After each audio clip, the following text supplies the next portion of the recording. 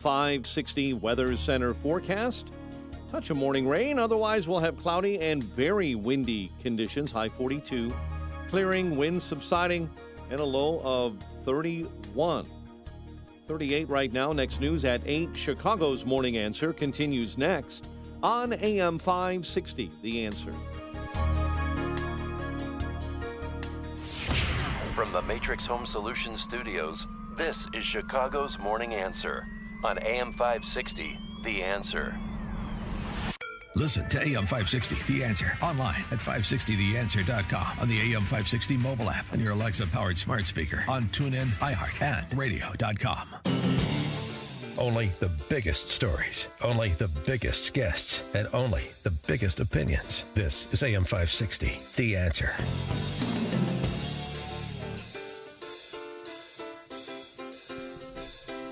Top of the morning, Dan and Amy. You remember way back in 2019, one of the first books that came out on the Trump presidency, Michael Wolff, formerly of the Hollywood Reporter and GQ, his book, Siege, Trump Under Fire. And when he was doing the promotional tour for his book, some of the fact-checking of some of the things that were in his book was starting. And there were some real questions about his sourcing of things that were asserted in his book. And he famously said, in response to the criticism about things that are in the book that couldn't be substantiated or were the substantiation was, dubious in some way, he said, well, if it sounds true, it probably is. Oh, yeah. I've heard that before. But he was ridiculed for that. In fact, Michael Wolff has sort of disappeared from the journalistic landscape, as far as I could tell, since that book came out. Maybe he made so much money from it with all those champagne socialists buying up his book, he didn't need to hang around anymore. But if it sounds true, it probably is. That was ridiculed in 2019. That is now should be on the masthead, right where Democracy Dies in Darkness is currently on the Amazon Post. If it sounds true, it probably is. And by that, he means, well, that's if it reflects your view, it's probably true.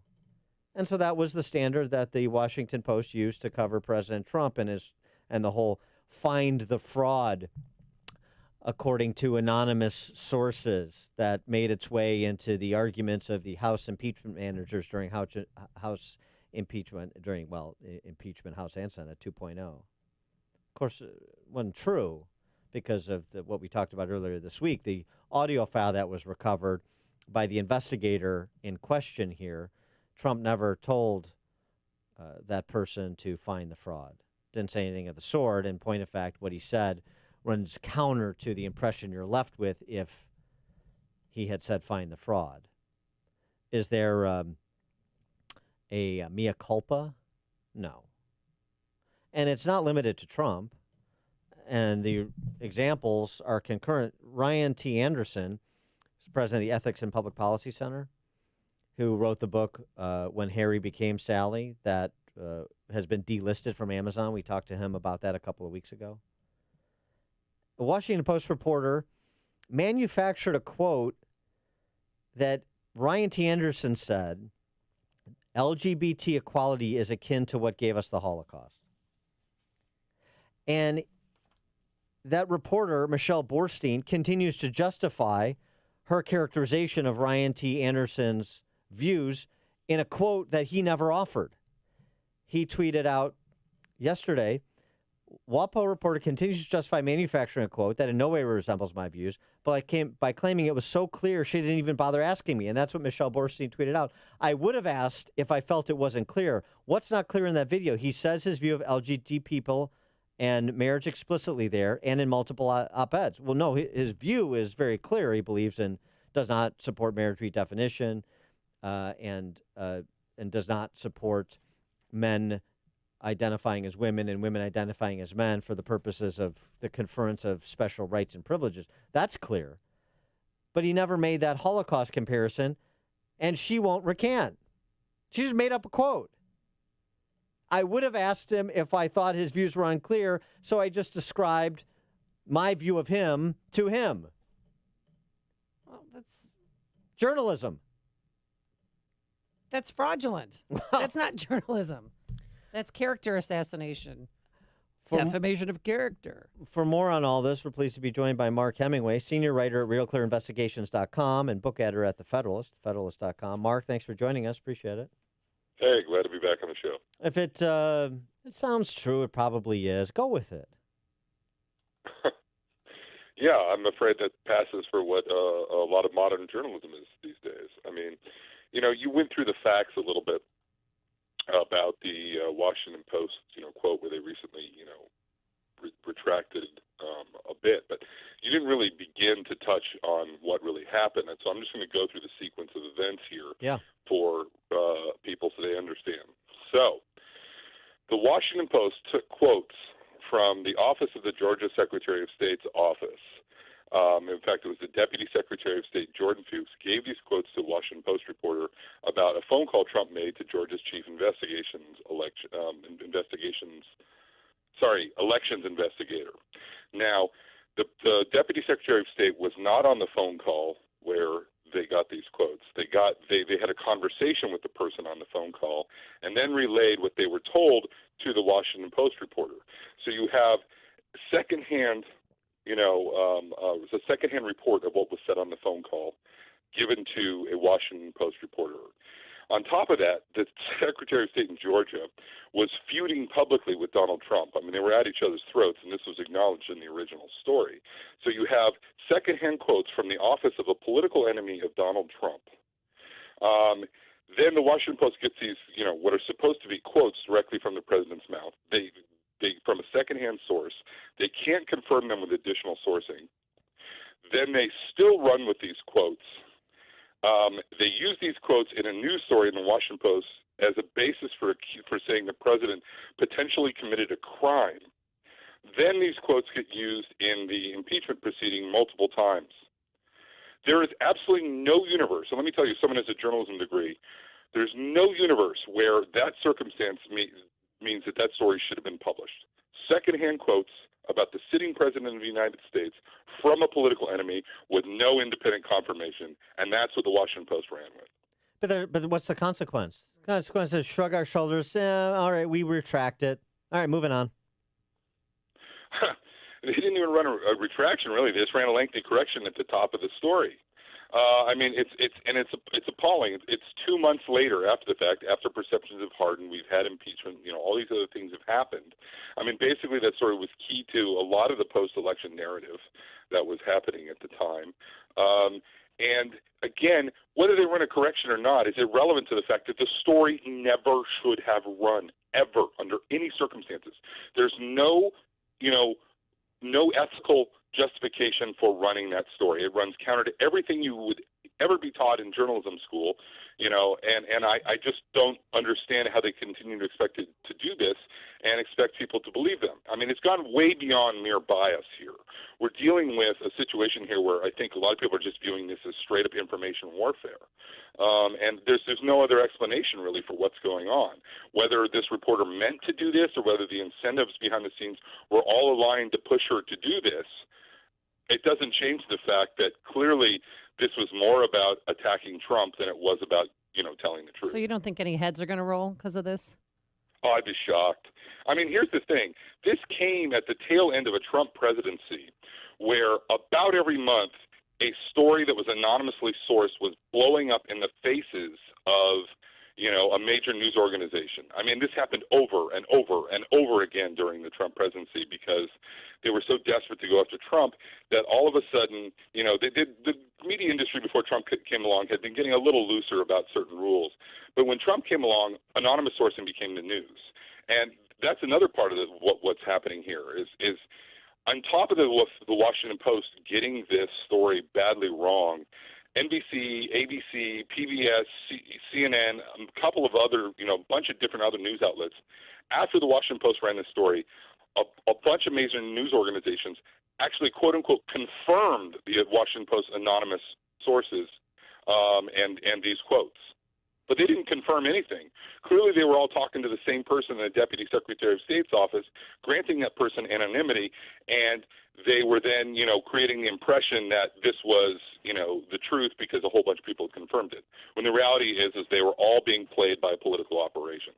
Well, I mean, this is, in journalism today, this is a venial sin. This isn't a mortal sin like, I don't know, like running an op-ed by Tom Cotton. I mean, that's when heads roll. Oh, yeah. Oh, yes, that's exactly right. I mean, part of the problem here is that we have a situation where every newsroom in America has, zero ideological or diversity in any way, shape, or form. So there's no one there looking at stories like this, that's even maybe center left, that's going to look at a story like this and say, whoa, maybe we should pump the brakes on this.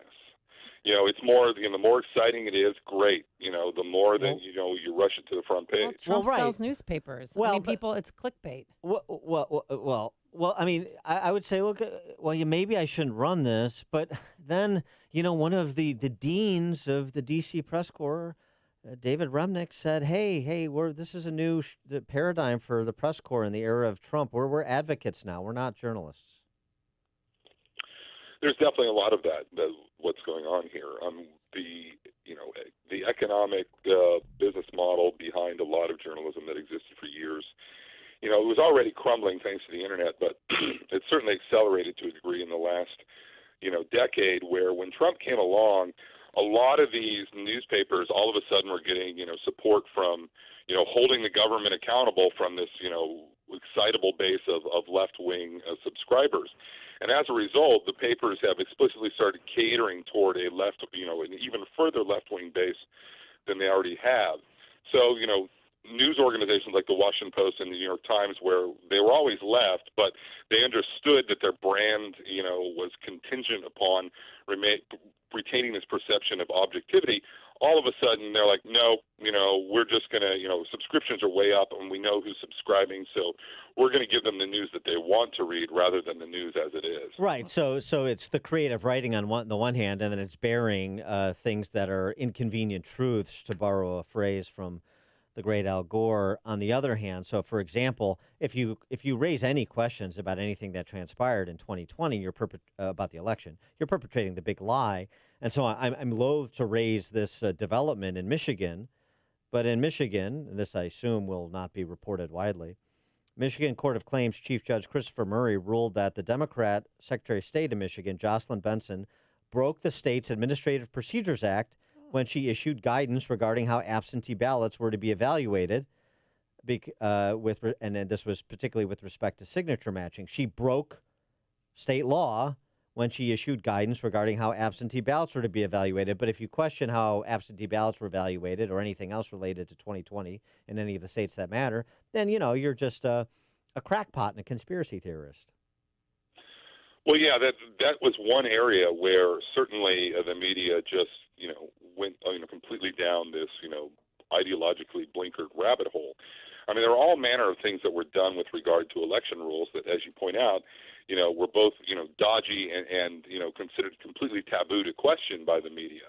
The fact of the matter is that the legislatures are supposed to set the election rules, and across the board there were all manner of changes that were made hastily, either because of the pandemic or because the Democrats had this massive operation led by Mark Elias, the same man behind the Russia dossier in Washington, D.C., who was suing about every swing state, 10 times so that they could change the election rules to be more favorable to Democrats.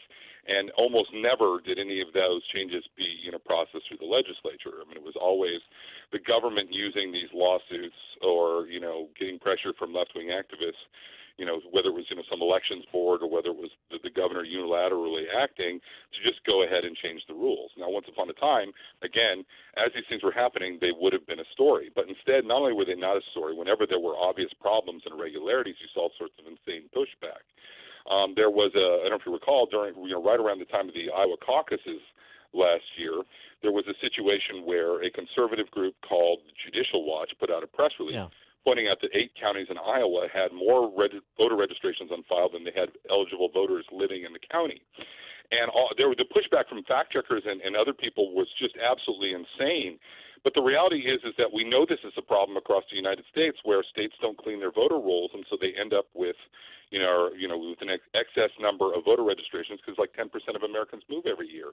And somehow it was completely taboo. Every fact checker was weighing in, all these other things, to point out that this wasn't true, and we had no reason to worry about elections, when the fact of the matter is anyone who studies election issues knows that having too many voter registrations in a given area is a consistent problem across red and blue states, in the entire country. Well, everything's back to normal again. I mean, except you can't go down the border and take any pictures or do ride-alongs with border security. Border enforcement. We're not there yet. But Jen Psaki is going to tell us when we are. Mark Hemmingway, senior writer at RealClearInvestigations.com, book editor at TheFederalist.com. Mark, thanks for joining us. Appreciate it. Thanks. Thank you. And he joined us on our turnkey.pro answer line. Listen to podcasts of Dan and Amy from the AM 560 mobile app. Download it today at 560theanswer.com/mobile. This is Carol Platt-Liebau of Yankee Institute for townhall.com.